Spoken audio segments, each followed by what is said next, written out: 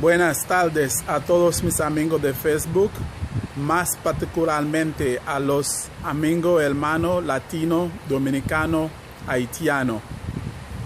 Yo quiero que todo el mundo sepa hoy que la marcha de ayer en Haití no fue una marcha contra la República Dominicana y tampoco no fue una marcha contra la Embajada Dominicana, pero fue una marcha contra el racismo, contra los hechos que ha hecho algunos grupos en Santo Domingo y a través de la República Dominicana, más particularmente en Santiago.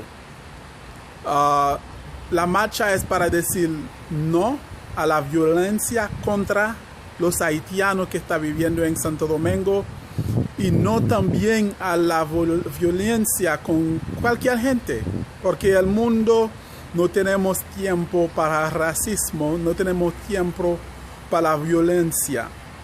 Cualquier ataque ilegal contra ninguno dominicano que está viviendo en Haití es ilegal. Y yo pido a todos los hombres políticos en Haití y en Santo Domingo para que no usen ese problema para su bolsillo y para la elección tampoco.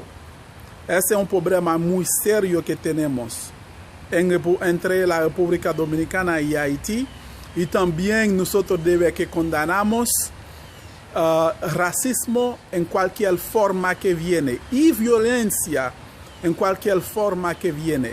Compartir ese mensaje y para decir no al racismo, porque nosotros compartimos esa isla, nosotros vamos a tener que vivirnos en esa isla con paz. Tenemos que resolver nuestro problema, pero con diplomacia, no con violencia. Compartir ese mensaje. Y yo pido a todo el mundo para decir no al racismo, no a la violencia. Que Dios te bendiga.